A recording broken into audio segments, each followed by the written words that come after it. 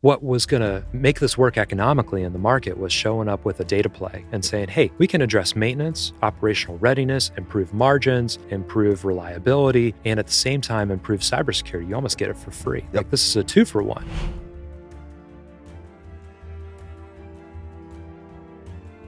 Reorganized ourselves for success and postured for massive growth.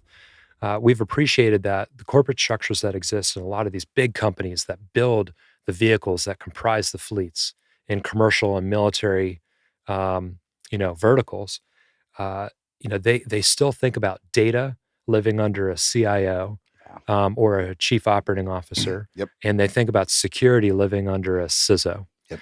And in the CISO is often focused on IT cybersecurity and doesn't touch, vehicles, The operational side. operational infrastructure, right? And so getting those two communities to come together and appreciate that, hey, data is the common theme, and it's the new oil, so to say. Yep.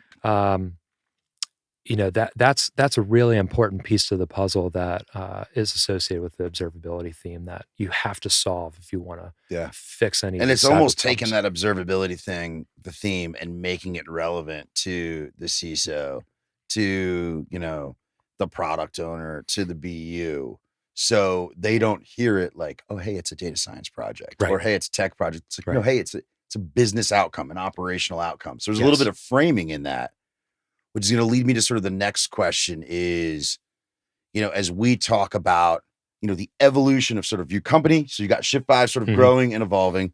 You've got the market, like we talked about a little bit, kind of growing and evolving. And you've got the rise of, I think, more digitally native employees and an increased demand and awareness on some of the tech savvy. You're not necessarily seeing some of that like digital savvy and digital awareness permeate the government sort of writ large. You guys are in an interesting spot as you're working across sort of all of these communities that are moving and advancing and cycling at different speeds. So it's this really interesting kind of desynchronization challenge where your motion isn't going to be the same here, here, and here, nor is sort of the engagement here, here, and here. So what have you learned? Oh boy. Yeah. So take me back to the beginning, right? Bright-eyed, bushy-tailed co-founder. We're going to go solve this cool problem. We've got some Chi-Whiz technology.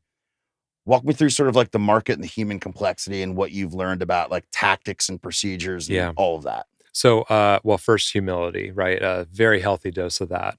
Second, as everyone does in this game. I think we underestimated the challenge, right? We're not just trying to bring new software and hardware, to market. We were also at the same time bringing a message and effectively building a new market. Yeah. There's a reason that cybersecurity solutions for avionics on commercial aircraft don't exist today. Yep. It's really hard to do. Yep. And a lot of people didn't appreciate the problem 4 or 5 years ago when we started. And I'd like to think that we have shown some success working across all of the different centers of gravity and those different pockets of conversation that you have to touch in order to gain market consensus and build a demand signal for your products and services, which is what, given my team mostly, the credit here, right? What we have been able to achieve collectively. So what have I learned? I think I completely underappreciated how important marketing, government affairs, and policy conversations were in terms of building consensus and appreciation for a problem that we so clearly understood, but because of our privileged experiences in the military, which was pretty cool. The military is a great way to get exposed to some next-gen problems. It's not for everybody, and it certainly has all of its drawbacks, right? But man, they really are working on some cutting edge, topics and technology, and they're constantly adapting. And so there's some skills there that are really helpful in an entrepreneurial space. So to be able to take a problem that I gained appreciation for there, I just completely underappreciated as a specific example, like, how to interact with media and use media appropriately. And faithfully to help inform your audiences and the different constituents of this problem. Yeah. Because from my view, the problem that we're trying to solve, this touches every single one of us. All of us receive goods that are transported via rail. Yep. right? All of us, take advantage of a healthy and safe, aeronautic system and, flying community. We all benefit, I think, globally from stability and deterrence, defense deterrence. And so making sure that our aircraft are safe, that our weapon systems are available and ready, and that readiness that is not eroded in some Yeah. type of cyber confidence problem, right? These are worth jumping up in the morning and getting after. But again, the big lesson that I learned is that a small company like ours is not going to single-handedly solve this problem, especially on the messaging front, that you have to engage and enlist all of these different communities. And that is, candidly putting FaceTime in on the Hill and working with the professional staff to help Correct. inform, them, working with senior leaders across the military to inform them and appreciate their perspectives.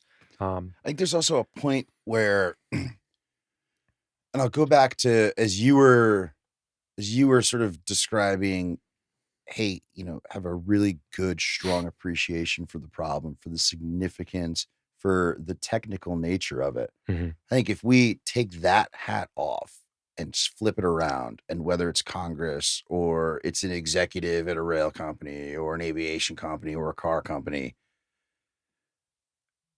I don't word this right. Like the security has sort of been Potemkin in nature, mhm, and we've allowed that to occur. And it's resulted in a lot of folks sort of like putting their fingers in their ears and being like, I don't want to hear this. Now, whether that is driven by liability issues and there's costs from an insurance standpoint, mhm. or there's technical debt in the configuration they're currently under, and there's no meaningful way for them to, return value to shareholders and do the security config. But I think there's a challenge where, in order to improve the security of anything, and this is, I think, bigger than just Shift 5, you've got to get the consumers in the market to say, hey, it's insecure right now, or Mhm. there are vulnerabilities, and you've got to admit that it's not as good as it should be. Yep. There's a lot of emotion in that Oh, for yeah. a lot Oh of my people, gosh. man. Nobody wants to be told their baby's ugly, Yeah. right? Yeah, so how do you sell and, Yeah. feed your employees' families and when you're up against that? How do you prove a negative in some Yeah. cases? So this was a key lesson learned for us. We were founded as a cybersecurity company focused on weapon systems, and early we appreciated that, hey, we have a dual market, dual use opportunity and mandate Yep. mission here, right? And so now we're that. We also appreciated that in order to solve cybersecurity, we had to first address observability, Yep. provide an intrusion detection or Yep. anomaly detection system. Um, in doing that, when you break the technical problem apart, we're literally talking about collecting all of those internal data messages going on between the different computers. And we appreciated early that, hey, there was a tremendous data play here, and we had to build this incredible data infrastructure, on edge data collection and compute. How do you get the data off of all these platforms, which is a lot? There's a Yep. compression problem, there's a data transfer problem. How do you centralize it? How do you transform it so it's queryable or human How, readable? I And was then just say, how how do do you you make it present it consumable, right? We've talked about this consumable? a whole bunch. How do you make it consumable to Yeah. like an operational, non-technical leader as well? So here we were. We started trying to solve a cyber problem and Yeah. ended up building a data company. Yep. And along the Love that. way, we learned the value through countless conversations with, mission partners that, hey, if we were to make this work, right, we weren't going to strictly be selling on just cybersecurity or with a cybersecurity Yeah. first message. That candidly, what was going to make this work economically in the market was showing up with a data play and Yep. saying, hey, we can address maintenance, operational readiness, improve margins, improve reliability, and at the same time improve cybersecurity. You almost Yeah. get it for free. Yep. Like this is a two for one. Yeah. And think about, you're talking cross org, you're talking to different leaders, different groups across the company. It's a more complex message, but it's one that has been a recipe for success Yeah. for us. And When if candidly, you solve it's that, it's crucial. yeah, if you solve observability, here, I'm gonna give you Tyler's free business idea for the day, because it was just like, I'm wait, taking notes. yeah. You solve that observability and you get, and I don't know what is like the statistically significant, what is the right sort of N to get to. But you, in theory, create this opportunity for specialty insurance to be doing underwriting based on VALM and Yeah. patching management mitigation, Mhm. which does sort of actually, in theory, accomplish what everyone always says, but no one ever does, which is like making security strategic and bringing it into the boardroom and Yeah. making it like a fiduciary concern. That would be super interesting.